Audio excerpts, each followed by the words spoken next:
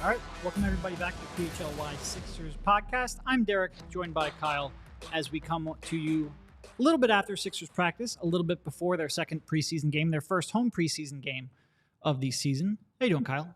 I'm hanging in there. Couple quick, kind of somber notes, I think. I wanted to pay respect to Brendan Malone, Mike Malone's father, a longtime NBA, NCAA coach who was announced passed away today. Obviously, all the best to Mike Malone's family, thinking of him right now. And I did see also shortly before we came on that, I don't know how familiar you are with hockey media, Derek, that Barry Melrose, longtime ESPN hockey guy, is stepping away because of Parkinson's. And I can say personally, even as someone who has focused on basketball over the years and stepped away from hockey, that Barry Melrose is somebody who is what sports media should be about to me. Someone who has a ton of fun doing what he does, still has a great professional approach to what he does. And so obviously, shout out to Barry Melrose. Hope him and his family are doing well. Yep, for sure. So as I mentioned, we just came from Sixers practice. Not too much in terms of groundbreaking stuff, but it was our first practice availability, not at training camp. So, at least we got that going for us. I guess the sort of highlights of it, Embiid and Harden both fully practiced. So did DeAnthony Melton. Furkan Korkmaz with a leg strain is still not practicing. It's unlikely he will play in Wednesday's preseason game. But Nick Nurse did say that there's a good chance he will be able to go for Monday.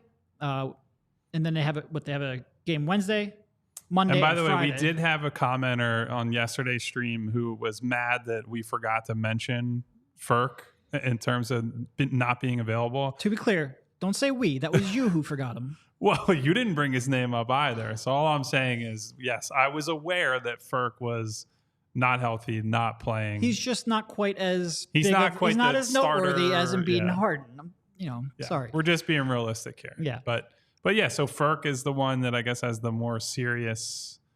They haven't even really characterized what the problem is, right? I think they just called it a leg strain. Yeah, so dealing with a strain right now. It's not very serious. Could be back next Monday for the big Ben Simmons preseason bowl. You know how he strained his leg, right?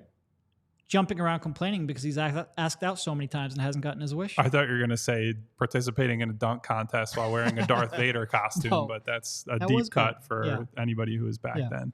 So, like we said, Embiid and Harden did practice, full participants, including scrimmages. Nick Nurse still doesn't know whether or not they will play in tomorrow's game. He said he will have a better update after shoot around tomorrow, which we've spent and the players have spent a lot of this preseason and training camp talking about ways that Nick Nurse is different than Doc Rivers. But this seems like it's one way that Nick Nurse is similar to Doc Rivers. You will probably not get real injury updates until you see them on or off the court. I mean, and anymore too, we get fewer real updates from teams just by default, especially with how they're changing the injury reporting rules. 0.5% edge if you can make the other team not sure. And I don't know why you need an edge in preseason. Nobody actually gives a darn, but you got to get that edge. By the way, I want to just shout out a few people in the comments. We have Joe who says it's his first time making it live. Thank you very much for spending some time with us today, Joe. Jacob says soundtrack to his drive home. We also have Squirtle saying that Furk is channeling his inner Harden trade tactics, which, look, if Furk was as good as Harden is at getting traded, I think he'd be out of here by now. Furk is the most polite trade request you'll ever see. And I will say this about Furk. I don't know if he's going to have any kind of role on this team, but super nice guy and is a good, has made these requests and then comes back and is just the good soldier. So I guess this sort of brings up a good point, because you were pointing out before the show that some people were looking at the Clippers inactive list and speculating whether or not that could be a harbinger of a trade. Calm down. People don't play in the preseason because people don't care about the preseason. and they're more worried about their health than they are getting reps on the court. Kyle Neubeck is a liar. That is as Alex said in the chat. I was going to say Ferk at the club with a sign that Neubeck is a liar. I support that. I don't know if it's directly applicable to Ferk, but it is true. That is absolutely not true. But, like I said, don't read too much into whether people are playing or not. It's preseason. That's it.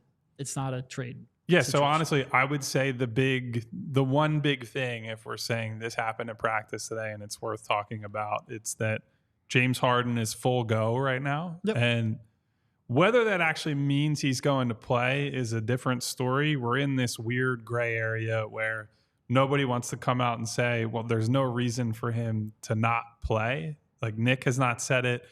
Daryl is certainly not going to come out and say it, and neither are his teammates. But now at this point, it's like, if he can do everything and he's in these scrimmages and he's doing this and that, then what's to stop him from playing? Right. Even if it's just, limited minutes, first half, it is the preseason, but he should be out there if there are no physical limitations that he has right now. Yeah. And look, I would just like for him to play just so we don't have to sit here and wonder whether or not he'll ever play. And so he has to talk to us at some that would point, be and nice we can if get you could this talk out to of the him. way. We haven't had a chance to talk to him yet. It would be great just to get him on the floor just so we can, because it feels like, all right, he reported.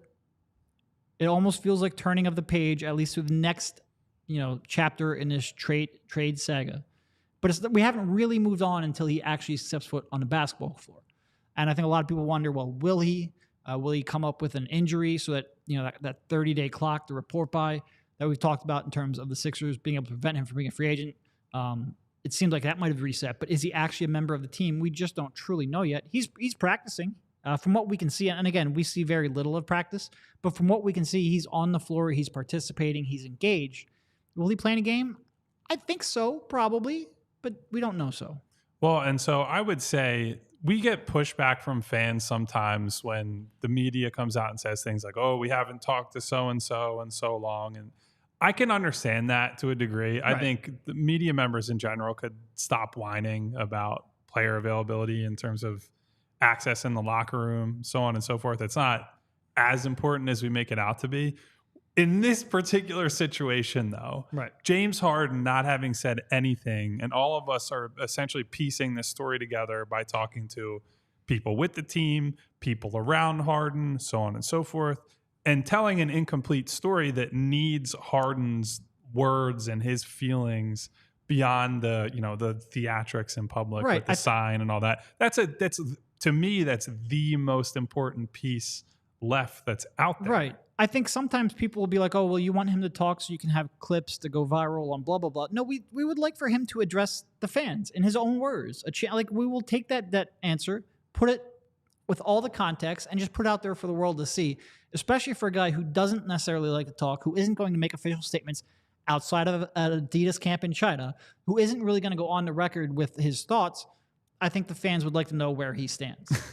Jonathan asks, has anyone tried to get Lil Baby to mediate? So just get Lil Baby and Ruben in a room and knock this out. I was going to say, actually, unfortunately, Jonathan, I don't have a personal relationship with Lil Baby. I do have some of his songs on playlists on Apple Music. So I don't communicate through Apple Music. I don't. Yes, but I do think that makes me closer to Lil Baby by default than like 90% of the Sixers beat. I'm not saying that means anything. How do you know? You don't know. Oh, you have a lot of Lil Baby on your playlist, Bodner? It doesn't seem like your thing. So yeah, that's the final piece of the puzzle here beyond playing and look, I get it. We have comments essentially saying they would like James Harden to go away and for the problem to be gone. And I get it. We've talked a lot about it would be a refresher, clear the decks sort of move, and almost like a karmic lift to get Harden out of here. It's like, all right, new team, new season. There's some good vibes that I think have been bubbling up because of all the Doc Rivers slander, Nick Nurse being here, so on and so forth. Right. And yet you get Harden out of town, then you really add to that. But I still think, end of the day, if they actually want to win, he sadly is probably their best shot this year. It really is. In terms of picking up the vibes around the team, the only thing that's really worked in months has been Doc Rivers slander. It's like disappointed Sixers fans, Sixers players, the one thing they have in common is Doc Rivers slander. And that has been chum for the masses. But yeah, no, it would. Well, so for anybody who missed it today, who's at work or at school and trying to and doesn't have all of us on notifications. I mean, what are you even doing trying with to be your a life? responsible person instead of following the Sixers, which I totally understand. Paul Reed was getting asked about.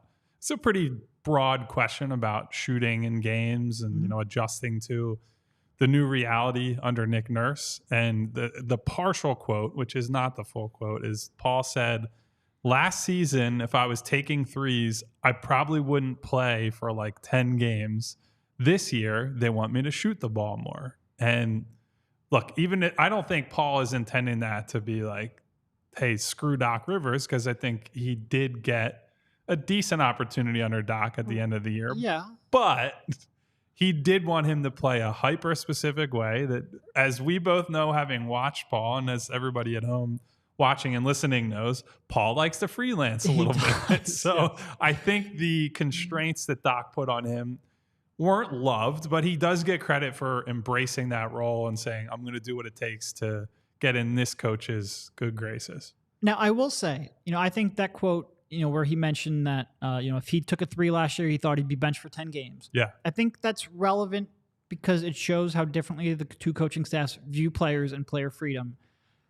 I'm going to say, and this probably isn't a popular opinion, I'm not sure Doc was completely wrong in that. I'm not sure I want Paul Reed shooting 4 threes in a game. So it depends on what your objective is, right? If you are just trying to win games in the short term, I agree with you. If you are trying to turn Paul Reed into a playoff level, we can use him all the time guy. Sure. You have to let him take some more specifically threes. If you want to turn him into a player who can play next to Joel Embiid. Because I think he could be a backup center and never have to expand his range. Sure. There is a part of me that if you give him too much freedom, he might run with it. And there's a difference between playing free and playing, taking bad shots and wasting possessions. And Paul, one of the knocks against him in the past is that he would try to do too much and freelance too much. So I hope that Nick sort of finds that balance where, yes, you can empower your players, maybe grow an aspect of their game, but not let him develop bad habits that would also come into play in the playoffs. And it's, on the one hand, I'm like, yes, put him at the 4 next to Embiid, see if it works in the regular season, yada, yada, yada. But it is a tough balancing act to do that without also then letting him sort of like build those habits that I don't necessarily want to see in the playoffs. Yeah. So you say all that, and I would say this. I think Doc was probably the right type of coach to have around him early on, where they had to really figure out what is this guy. Obviously, at the college level, creating lots of steals, blocks, or events, as some people like to say. But we had no idea what this guy's going to turn into, right? He had a wonky looking shot. He's not still has a wonky looking shot, by the way. He doesn't have prototype size. He's a good, not great or elite athlete, right? So I think making sure Paul had this base of you're going to be a pick and roll guy, rim runner on offense. You're going to protect the rim and rebound on defense. I think that made sense. Like, that's how you handle it. And now is the time under Nick Nurse, or even if Doc was still here, to let him expand and say, you have the freedom to fail some more. I think it's more that it was too strict, or actually I should correct myself. The problem is that they're playing Montrezl Harrell instead of Paul Reed. That was my biggest problem was always DeAndre Jordan and Montrezl Harrell. It's not that they were saying to Paul Reed, hey, you need to learn this role and learn it well. The problem is that they were playing an objectively worse player with no upside into the future instead of Paul. When Paul joined, I think he needed to be reined in a little bit. I think he needed a little bit of structure. Again, this isn't going to be popular. I give Doc credit for giving him that. My biggest problem with Doc, and he blew up at me a couple times for it, is what in the hell are you doing playing DeAndre Jordan, Montrezl Harrell? They're done. Precisely. So that's the thing. Is like there is a middle ground. I think everyone wants to say from the outside looking in, including us sometimes, like you loved Isaiah Joe, and it was like, hey, he'll be a starter by next year and things like that. And you couldn't have just left it at I loved Isaiah Joe. But I'm saying you get credit for you were more in on Isaiah Joe. Sure. And when you have that sort of belief, it's like, well, just play him all the time. While those guys do benefit at times from being pulled back and having to compete for their spot on the roster, in the rotation, all that stuff. And there's a little bit of, psychological babble with that. But I do think there is something to making these guys fight for their spot over just like, hey, Paul, go out there and play 18 minutes every single night and just do whatever you want. And Randy in chat saying he just needs to draw some attention in the corner. He being Paul Reed. 100%. I agree with that. Like there are threes that are good and threes that are not. A kick out corner three, take that, Paul. A above the break three or a top of the key three with 17 left on the shot clock. No, I'm going to criticize him for that. It's one thing to have freedom. But with freedom comes responsibility that you have to still take good shots. Biggie has one of the best analogies we've seen in the chat. He says, being under nurse is like heading off to college to experiment for the first time away from your overbearing parents named Doc. Yeah. I love that analogy. And so I don't know, is Nick Nurse like doing mushrooms for the first time or smoking weed or like what? I don't know what the line is there, where we're going to. No, I remember back when I left for college in 1947, my dad actually said he wished I partied a little more. Did you walk uphill in the snow both ways to get there? My dad actually said, like, I wish you partied a little more in high school so you were prepared. This is Paul's party phase. I didn't have that problem. That does not surprise me at all. That's why I went to a state school originally. All right, anyway, let's take a quick break to talk about some of our friends, and we'll get right back to it. DraftKings Sportsbook is the first one, and the NFL season going strong. 5-0 birds, baby. And DraftKings Sportsbook is hooking new customers up with an offer that's even stronger than that 5-0 Eagles team. Bet $5 on any game this week to score $200 instantly in bonus bets. DraftKings isn't stopping there. All customers can take advantage of a sweetener offer every game day this October. Get in on the game day greatness. Download the DraftKings Sportsbook app now and use code PHLY. New customers can score $200 instantly in bonus bets when you bet $5 on the NFL. That's code PHLY, only on DraftKings Sportsbook, an official sports betting partner of the NFL. The crown is yours. Gambling problem? Call 1-800-GAMBLER or visit www.1800gambler.net. In New York, call 877-8-HOPE-NY or text HOPE-NY 467-369. In Connecticut, help is available for problem gambling. Call 888-789-7777 or visit ccpg.org. Please play responsibly. On behalf of Boot Hill Casino and Resort in Kansas, licensing partner Golden Nugget, Lake Charles, Louisiana. 21 plus, age varies by jurisdiction, void in Ontario. Bonus bets expire 168 hours after issuance. See sportsbook.draftkings.com/football terms for eligibility and deposit restrictions, terms, and responsible gaming resources. Wow, 168 hours after issuance. What a specific time frame that is, by the way. Now, we've got people in chat giving you grief for your edibles. Would Kyle have been able to nail that disclaimer if he was on edibles? Come on, guys. Now. I'm sharper than an edible guy. I would actually, honestly, honesty hour, you would know if I was under the influence because I do not hide it well. I would say that. I bet you I go the opposite way. I get very cautious that I'm going to do or say something stupid. So I get quieter when I've had a drink or quieter when I've done anything else. We'll just say anything else. I get very quiet, oddly quiet. One other thing before we get going here, I want to point out that we have a Phillies tailgate event tomorrow from 1:30 to 3:30 at the Jetro lot. Again, this is for if you're a diehard, go check it out. If not, go to allphilly.com or allphly.com. There's an events section.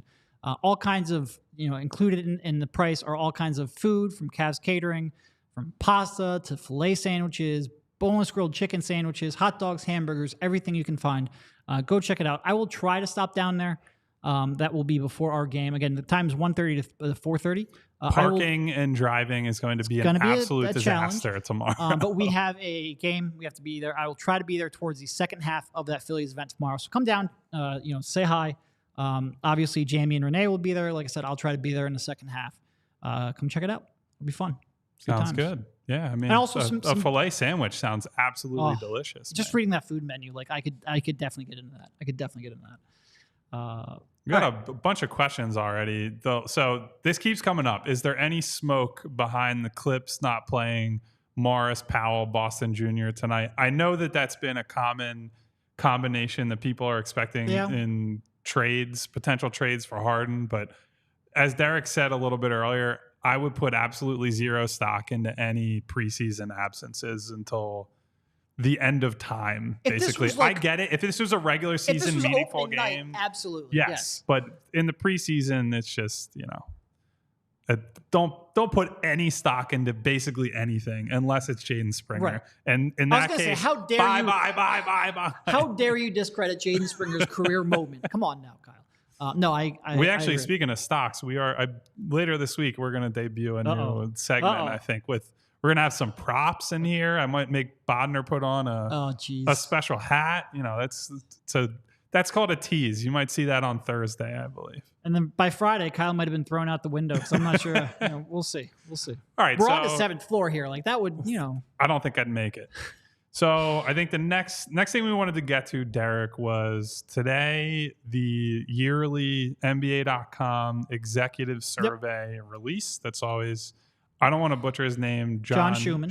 Yep. Okay, I wanted to make sure it was Schumann, but I wasn't 100% sure on that. So John Schumann does a great job covering the league for NBA.com, always surveys all the NBA general managers on a ton of different topics. And let's just talk about the broad strokes. So I think the favorites are the Celtics and Nuggets currently among the executives. The Sixers were 4th in Eastern Conference rankings. 4th in the East behind Boston, Milwaukee, Cleveland in that order. Yep. I think half of the GMs polled had them in the top 4. Yeah. So Cleveland is the interesting one there. I think you and I talked a little bit before the show, Derek. Their only real additions, and I'd say only, it was Max Strus and George Niang. Yep. I do think they were about 3 wins behind the Sixers last season. I do think having passable 2-3-ish play from Strus is really important for them because their only real wing last year was Okoro, who nobody guards at all. No, they had all guards and centers. Yeah. So and I think they're probably baking in a couple fewer wins for the Sixers because of so much uncertainty, which we'll get to in a second. Yeah. So I would say generally speaking, I can buy Cleveland passing them in the regular season. We'll see whether they're a playoff team after losing to the Knicks in embarrassing fashion last year. And by playoff team, you mean a team that can succeed in the playoffs. Who can win in the playoffs, Tyrese Maxey appeared in the player most likely to have a breakout season. He was tied for 4th with Paolo Banchero behind Anthony Edwards at number 1, who I think he's already kind of broken out. Yeah, well, and that's kind of the case with Maxey, too. Like, he just dropped 20 and 4 last year. Yeah. So, actually, good segue there. I think breakout for Maxey at this point as a 20-point-per-game guy is just, he's an all-star. Like, that's really the only next level he can get to in terms of the public consciousness. Certainly his stats can go up. He might score 25 points a game instead of 20 if Harden doesn't play and he's the clear-cut number 2 next to Joel Embiid. But yeah, it's weird to say it's a breakout, but I do think if he's the lead guard compared to an off guard and he is the full-time starter running the offense, scoring 25 points a game, I do think people will look at it differently, even if the numbers are even shockingly similar to last year. I feel like the preseason breakout player rankings are a little bit like the coaching rankings, where like coach of the year, where you would say right now, like Mike Malone is a hands-on favorite to win coach of the year because of what he did last year. What he already did. Right. It feels like the award is almost delayed by a year. And in this instance, breakout player, I don't necessarily think that's how the voting is going to be at the end of the year. Like coach of the year, I actually think that's the way people will vote. But I think by the end of the year, they will actually focus on the players who broke out this year. But when you're picking the most likely, you kind of pick the ones who have already made a jump and might have another jump left in them. Well, it's always the most improved player is one of the dumbest awards in all sports because it's already a guy who is very good and just got more playing time. And so that'll probably be a whole show one day is whether we think Tyrese can make an all-star team this year. But that was one of the notables. To your point, there were some coaching questions.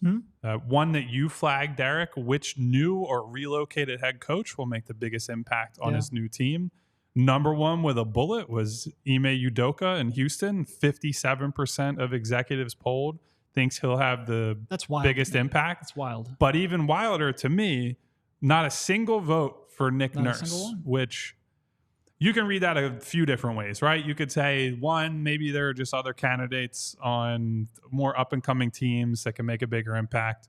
2, there are people that like Doc Rivers at the executive level, which based on the amount of jobs he's gotten in quick succession, there's some of that. Or 3, people are just skeptical that Nick is going to be able to do much with this group. Yeah, I feel like all of these the results, and again, the winner was from Houston, and the second place was from Detroit. Now, third place is Frank Vogel in Phoenix, which that was interesting. Sure. But it feels like a lot of the results are based on like regular season win improvement, and the Sixers probably aren't going to do that. If Nick Nurse, in fact, it's probably more likely that they win less if games. Nick Nurse is a significant coaching improvement, where you'll see that is they win game 6 in the second round. It's like winning one game where it really matters. And I feel like that's just not going to get the votes especially in this kind of survey. But it surprised me a little bit because I feel like Nick Nurse is pretty well regarded around the league. I feel like there was a lot of talk. Like you go back to when it wasn't me and you at that point. It was me and Rich. But like Nick Nurse was at the top of the list of coaching candidates that we would have pursued. Oh, certainly would have been at or near the top of my list. When that hiring happened, I think a lot of people around the league said, "Oh, that's a really good hire." So for him to get, I didn't expect him to win this because, like I said, I think a lot of the attention is going to go to the young teams who are going to win a lot more games than they previously did. Yeah. I'm surprised he didn't get a single vote. And I'm not surprised by Ime winning because what he's about is essentially what everyone believes the Houston guys need. Yeah. They need defensive culture. They need a no nonsense, kind of knock their heads around type of guy. And honestly, that's why a lot of people thought he was great for Boston because they have the young, very confident stars, and they needed to be reined in a little bit. He publicly clashed with them. Took them to the finals until he acted like a very irresponsible person off the court. So I understand why he's number one. I am a little surprised that Darko, the new Raptors coach, got votes and that Nick did not. And so then I guess the big one, which is the title of the show. I will say Nick Nurse, he was tied for third with 2 votes for the best in-game adjuster. Yeah. So they generally recognize his coaching acumen. It's just he's not in the impact category. So the title of the show, and this is what Derek and I wanted to get into today, was that the Sixers are essentially the chaos team this year. They were voted number 1 toughest to predict team. Behind them are the Mavericks and Thunder, tied for second at 13%. The Sixers have 30% of the vote. And there's no way to read it other than this is a direct product of James Harden. Yeah. And so we totally understand that. I do think if we connect it to Maxey a little bit, we could say there's an unpredictability there in terms of what does he do with this new opportunity?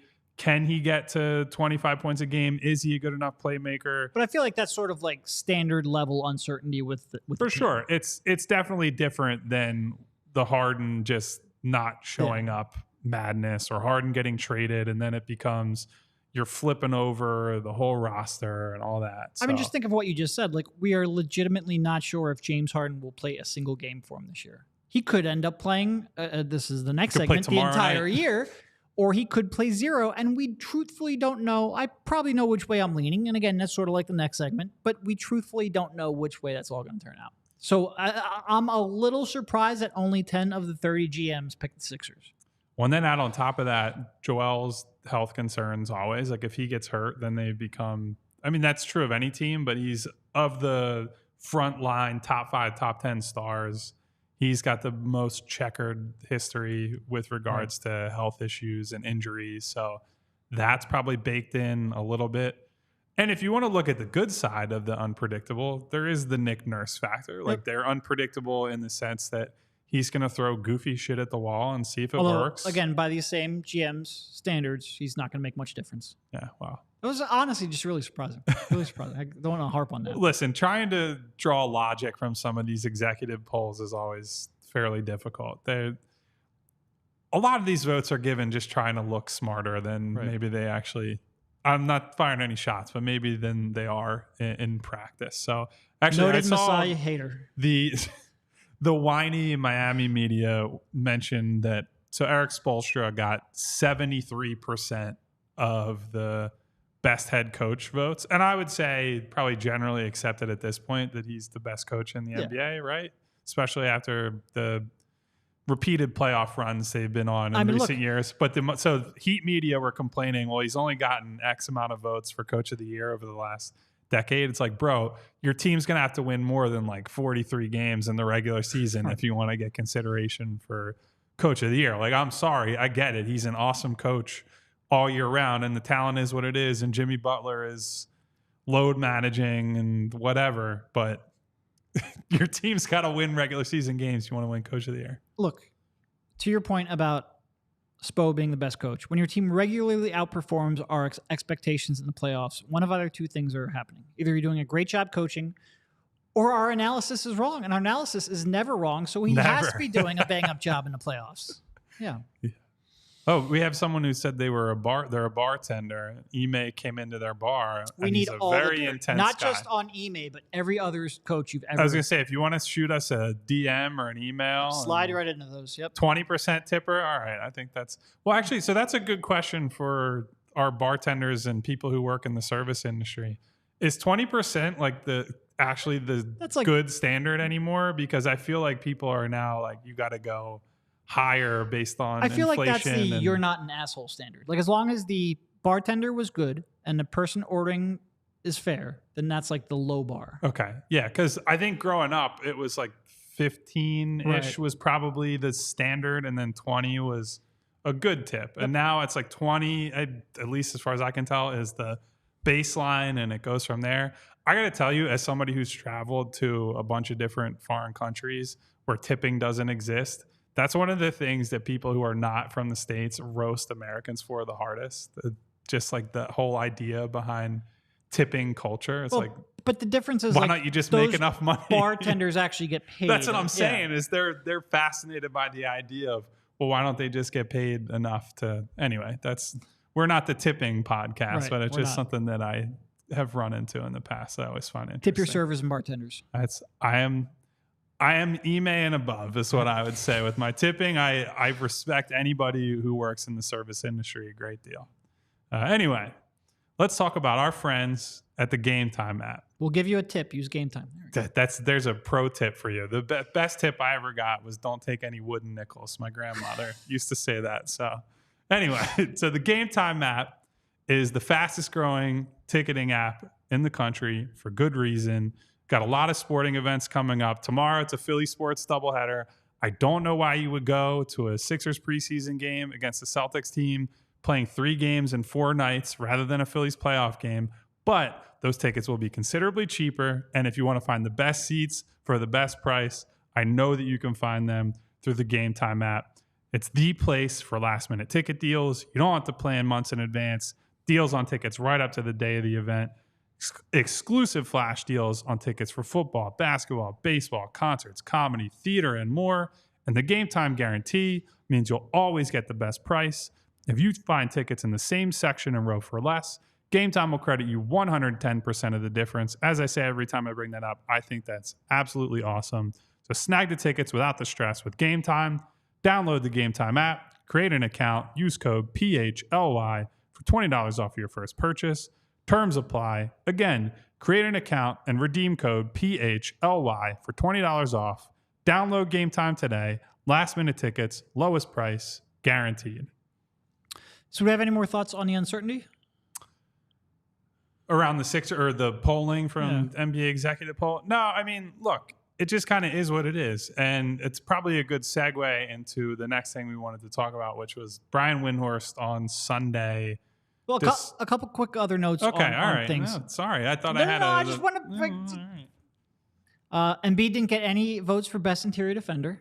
Again, not that I necessarily think he should have, because I think that's an area where he's fallen down in the last couple of years, but noteworthy. In terms of best center in the NBA, Embiid had 1 vote, along Anthony Davis also had 1 vote. And by the way, Daryl Morey cannot vote for his own player, so that 1 vote came from... I actually wonder if that was from Calvin Booth in Denver. Right. If he was the Anthony Davis guy. Some guy called Jokic got 28. Because actually, you know what? Daryl had to be the Anthony Davis vote, because there's no way can't vote for you can't submit as Joel Embiid's GM a vote for Nikola Jokic, because if that ever comes back. I wonder if Daryl or if Embiid wanted to see his ballot, just see what he voted for. Yeah. No, and again, going back to, I actually don't have it up. Do you have the results from last year? Because I know they listed that in the article. Come on, man. I'm not prepared with results from last year. But I think it was something like Jokic maybe had 40% of the votes last year. So for him to have 28 out of 30, it's what happens when you have a great playoff run. Joe, and what happens when somebody else doesn't have a great playoff run. So I thought that was noteworthy as well. Embiid also had a single vote for MVP. Jokic led the way with 13 votes. And Embiid had a single vote for, if you would start a franchise today, who would you select? And again, that was 10 for Jokic, 7 for Wemby, and 4 for Giannis. So those kind of things tend to have a lean towards the younger players, which makes it explains why Wemby had more than Giannis. Not sure I'd go there, but I understand the reasoning for it. But Jokic having 10 there, it's just okay. Because I stay on my toes, I did find last year's voting. Best center split last year was 79% Jokic, 17 Embiid, 3% Giannis. So it's not that big of a difference, but there is a notable shift toward essentially tipping the hat to Jokic, and he's the undisputed top dog there ahead of anyone else. And look, I think you and I probably both agree, when you go out and have the playoff run he did and win a title, he absolutely has earned that at this point. Right. And I mean, especially when he just came off of 2 consecutive MVP seasons. Like, he has proven in the regular season, he's proven it in the playoffs. His style of play meshes with everyone on the floor. It's not, I don't think, I think even Philly fans are accepting of that fact now. Yeah, I'm seeing a bunch of questions. If Andrew, our producer, could save some of these for our final segment after this, we will revisit some of these as we get to the end. So anyway, before Derek ignored my segue and said we got to stay on this topic, Brian Windhorst on Sunday, prior to the Sixers-Celtics game to open the preseason, had a bit of a segment on the Sixers along with Kendrick Perkins. I believe we also have a graphic for what he said about James. And ultimately, his conclusion was that they're going to be best off together. So... Right.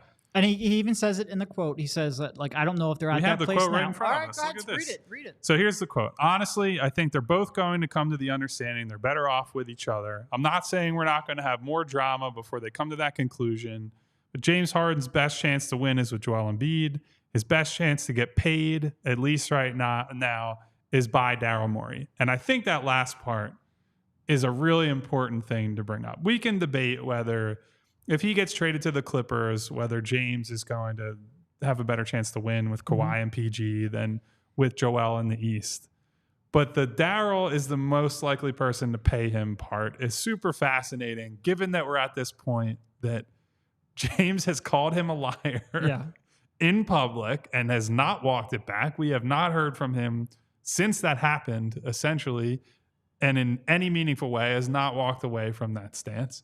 And yet it still seems... I mean, the sign at the party wasn't Daryl Morey as a truth teller. Oh, yeah. Like so that's also... there have been some denials that Harden was involved with that at all from people around James. So that I can't speak to the veracity of that. But I do think that's super interesting that after all this, there is still belief amongst people. And look, I trust Wendy a great deal when it comes to insider knowledge and things around the league. And so for Wendy to say it looks like Daryl might be one of the people or maybe the guy to give James his best payday or biggest payday in the future, can you imagine a scenario where everybody gets together, next offseason he gets like a 3-year, $100 million, a 3-year $1 monster contract? Like, that would break my brain from where we're sitting right now. No, I mean, like, in terms of logic, I don't think Wendy is completely off base here. I'm pretty sure one of our first podcasts or shows, because it's also on video, I think one of our first shows, we said, like, is he burning a bridge with maybe the Clippers are the team that will most likely to give him a big contract. But I think the Sixers might be like second in terms of the teams most willing to give him a big contract. And is he foolishly burning a bridge? Well, I don't think he's actually burning a bridge because I think Daryl Morey's mostly a robot. And if he has a chance to bring James Harden back, he would let bygones be bygones. But I certainly think there's a world where this is a team that will offer him more years and or more money than most other teams. I don't know if that's all other teams, but certainly most. And, I just don't think James Harden's at a point, and he certainly wasn't in June when he made this decision, to accept that. I think in James Harden's mind, anything that wasn't a max offer was a slap in the face. And I think he was convinced himself that there were teams, maybe just a team, but teams that would have given him that contract, so he has to get there. Is there a chance after a little bit, like a summer and maybe a fall of reflection, he could come back and say, all right, well, look, they didn't give me what I want, but they'll give me something decent. I still don't know. Again, logically, I think Wendy's point is sound. I just don't know if everyone involved here is operating logically. Yeah. And so while we're on the ESPN reporter front here, talking about Harden and Embiid and all these guys. Ramona Shelburne was on NBA Today. It was I believe it was yesterday, and said something to the effect of, so here's the direct quote: "The Clippers know what they need to do to get James Harden. It's just a question of whether they want to go all the way there." Goes on to say, "From Philly's point of view, I think they're fine. James Harden is in camp. James Harden is participating. And the Clippers are really bidding against the Sixers' willingness to take any kind of compromise." Right. And that, to me, is a good summary of where we're at, right? I think we can all agree the Clippers are interested, but the Clippers don't want to pay up.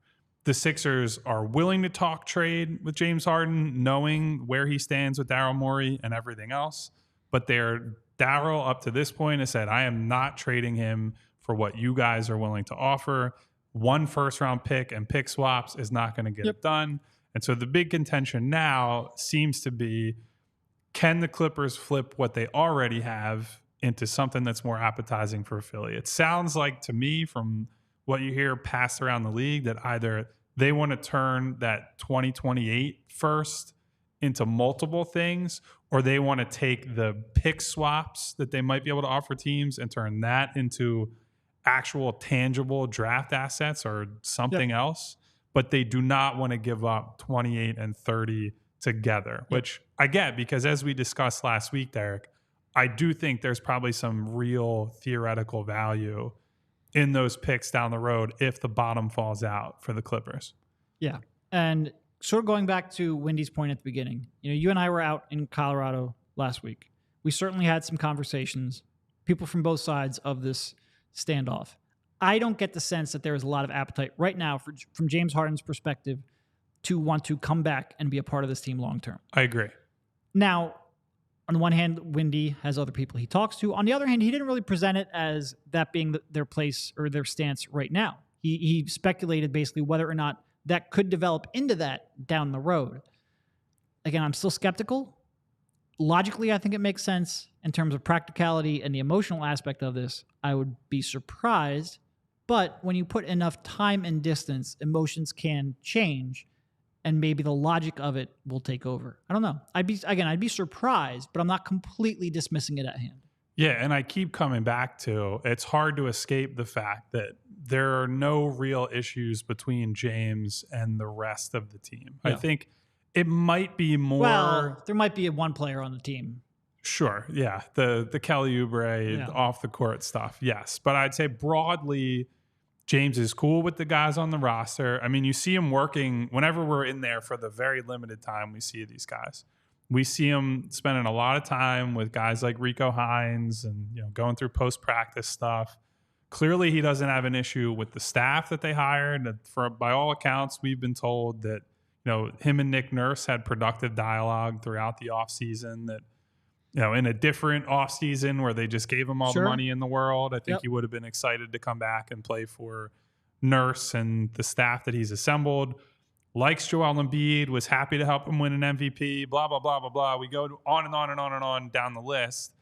And that's all the stuff that if you're trying to be an optimist and say, hey, I think Harden is going to be convinced to come back, that's what it's going to come down to. It's just that there's so many other people and so many other things that are positive or at the worst neutral factors with this organization that can override whatever the bad vibes are between him and Morey, him and Kelly Oubre, and whoever else in the organization he might have an issue with. Yeah. And again, I think going back to one of our previous shows earlier, was it yesterday where we talked about the Clippers and their interest? We talk about the Clippers basically every day. But I think one of the reports, was that from Woj? When we were talking about Sam Amick's report. Yeah, end of last week. Yeah, I think one of my big takeaways is that the Clippers' interest is genuine. And I just think that even if there's a chance this fence could be mended, it feels like if their interest is strong enough, then there's a chance this gets resolved before we even have a chance to see that play out. Yeah. And again, it might not happen in the time frame we want just because there's not another team that seems to be pursuing him heavily. And that's a real, sticking point. But it does seem like their interest is genuine. So yeah, And now we also know kind of what the offers look like, or previous offers look like. And if new things pop up, obviously we are going to spend a whole hell of a lot of time talking about James Harden. 5 hours a week. We'll bring it up. All right. Before we get to the last second, and again, drop any chats if you're listening live. Drop any questions you have in the chat. We'll try to get to some of them. If you're not listening live, considering listening live, so you can interact with us during the course of the show. For that, a quick word from FOCO. FOCO is a leading manufacturer of sports and entertainment merchandise with a product line that includes apparel, accessories, toys, collectibles, novelty items, and more. And again, if you're watching live, you can see some of those in the background, as Kyle very helpfully points out.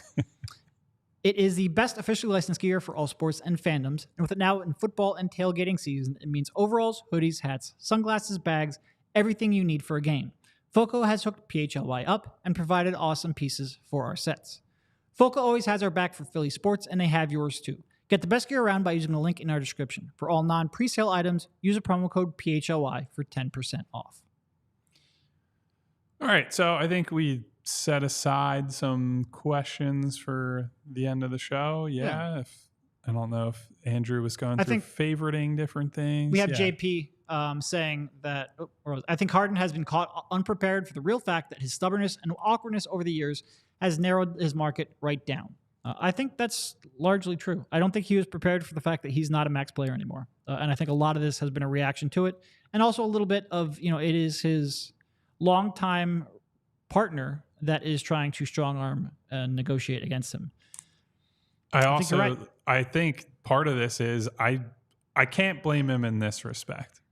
The last several times he's done this now, he's been rewarded, or last couple times he's done this, I should say, he was basically immediately rewarded with exactly what he wanted. Yep. He went where he wanted, when he wanted, and with the guys he wanted to be there with. And when that continues to be the case, and look, he might not be Houston James Harden, but he still put up great numbers last year. I thought could have been an all-star and, maybe like a fringe all-NBA guy, depending on how that shook out.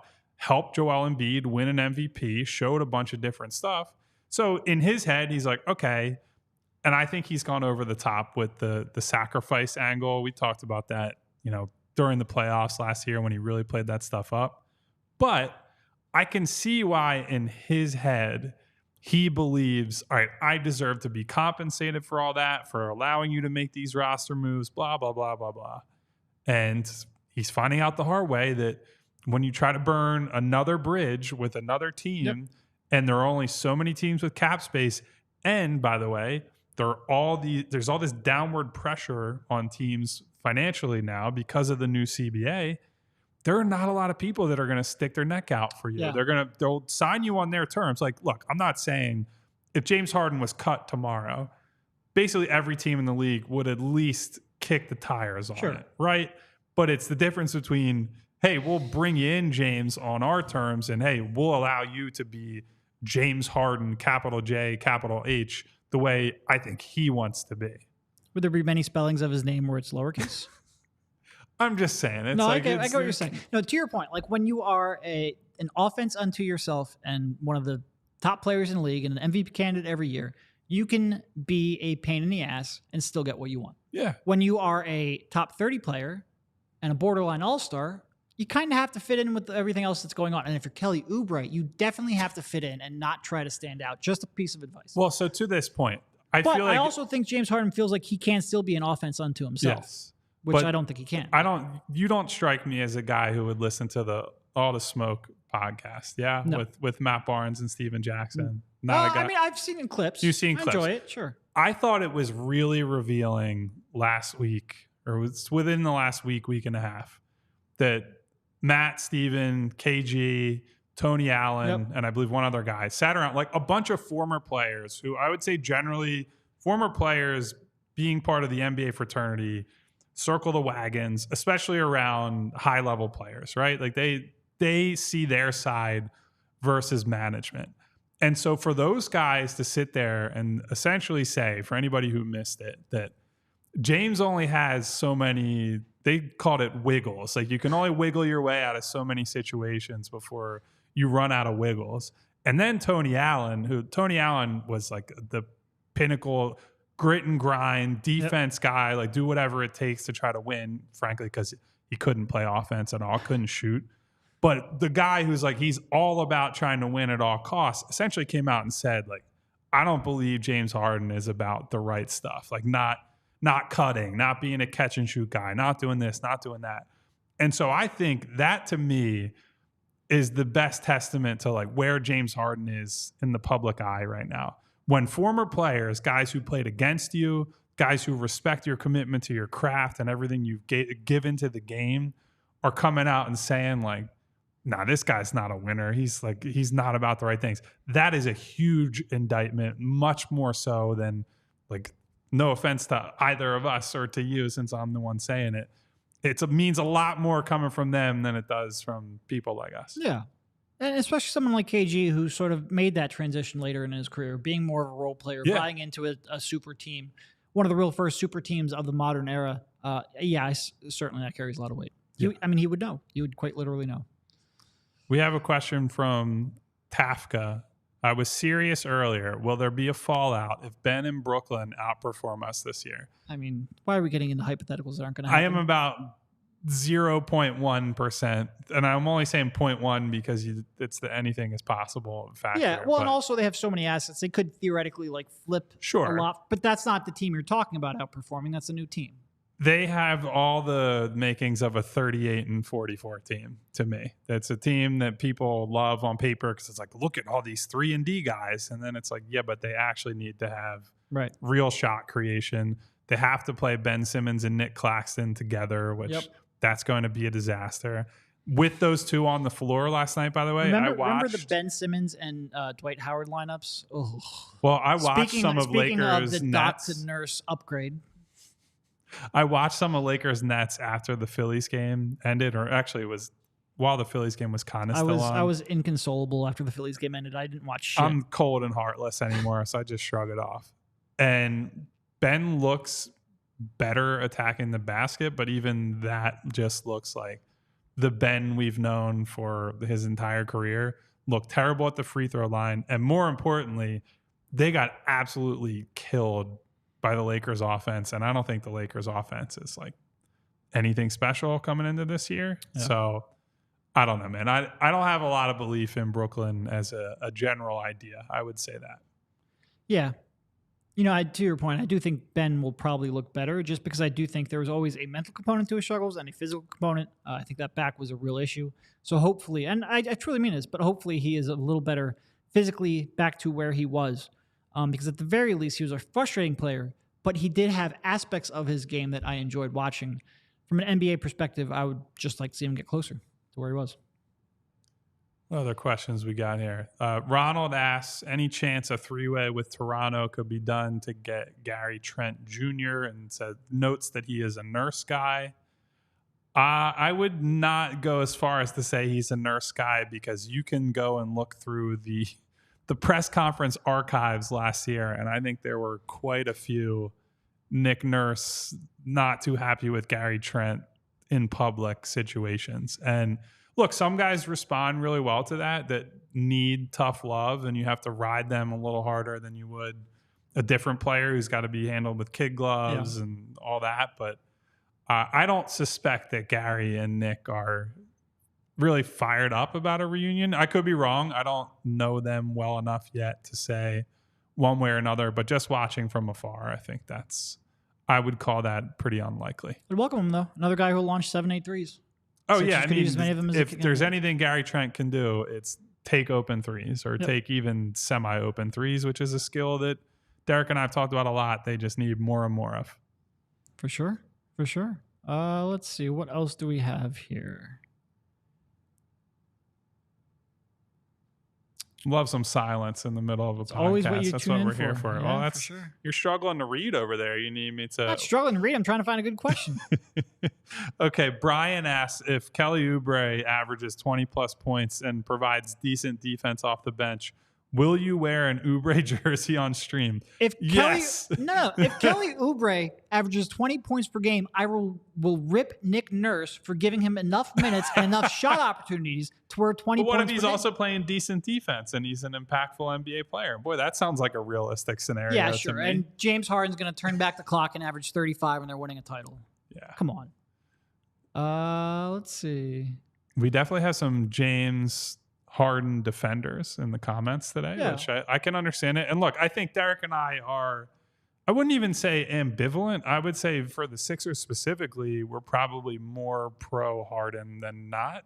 Is that fair? Certainly more pro Harden than so. Look, I think we both thought he had a really good year last year. Yeah. I think we both have aspects of his game that we appreciate, aspects which drive us insane. But I don't think any of us believe that he is going to be here long term. And we just don't know what to expect from him. And to be clear, like even if you're a James Harden fan, don't act like you have any idea what to expect, both in terms of his play or his willingness to be around, because the people around him have no idea what to expect about how the next couple of weeks will unfold. Like there's just so much uncertainty in everything that we can't sit here and pretend to know what's going to happen. Nobody knows. Like again, we mentioned this the other day. You very rarely see everyone in agreement, but everyone in his agreement, they have no idea what's going to happen next. And I'm in agreement with them Yes. as well, having talked to a lot of these people. Okay, Chris asked, what exactly is the offer Ramona is saying will get it done? Probably 2 first and man. Yeah, I feel like that's... I think 2 first-round picks and Terrence Mann and a deal with the Clippers is, I'd say, the baseline the Sixers are willing to accept at this point. And that doesn't mean that's eventually what's going to happen. But if Yeah. they're going to trade him early, before he's really made a stink and before he gets to a trade deadline, it would have to be like a really good offer from Daryl's perspective. Yeah, Daryl wants to be overwhelmed by whatever they're getting back. And I don't even know if I would say that's overwhelmed, depending on what those picks you are. at least then have flexibility. You can offer 3 picks in a trade. You can offer man in a trade. Like you could have things you could package to get another very good player at the deadline. Yeah, they could turn into anything. They could even turn into a player like James Harden. Yeah. Look, hey, you have cap space next summer. Maybe you can get Tobias Harris and James Harden. Oh God. Well, we're gonna do many Tobias podcasts this year. I would imagine he's gonna pop up in tons of rumors. Elaine also has one with Niang gone.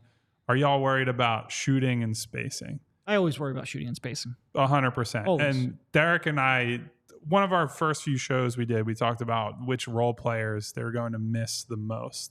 And George ranked at the top, despite the fact that we have our concerns, would be a light way of putting it, for the playoffs.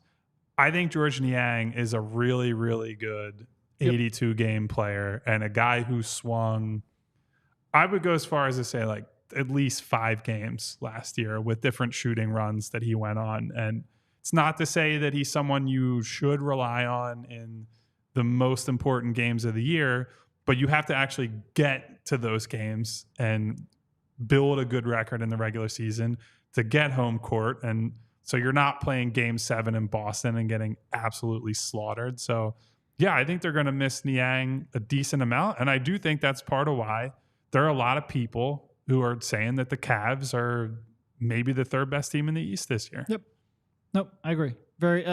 Anyone who can shoot and shoot under pressure and shoot quickly that will terrify teams from leaving him, it just helps so much. And it helps really every archetype of player. Like a post-up center, a face-up center for that matter, a drive and kick guy, anyone spacing helps. It's really one of the things that you look back at how the game used to be played. Like go back and watch Allen Iverson.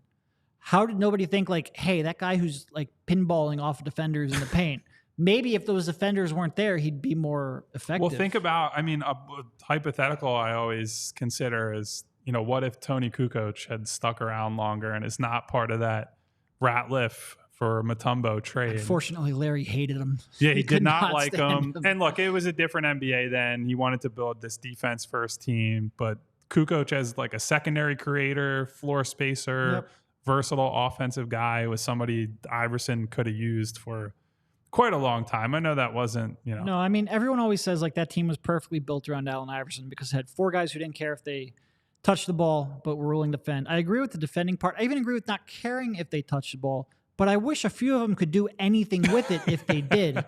Kukoc was a little bit ahead of his time in terms of playing style. That was still an era where, big men from overseas that had skill were stigmatized. It's a little bit of a shame that they didn't give him more of a chance.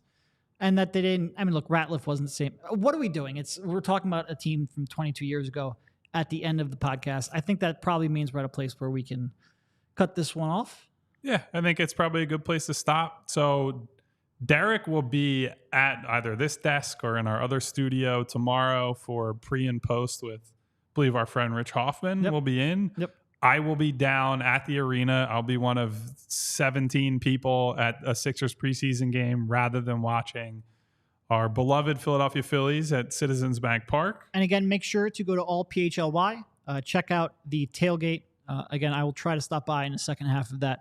Catch up, talk some Phils, talk some basketball. A good time. Yeah. So on your way out, guys, if you could just hit that subscribe button, give us a thumbs up on this video, and then we will be back with you tomorrow night. I'll be dialing in from remote, and then we'll have a couple more shows at the end of the week. Thank you guys as always. I always bring up your names at the end.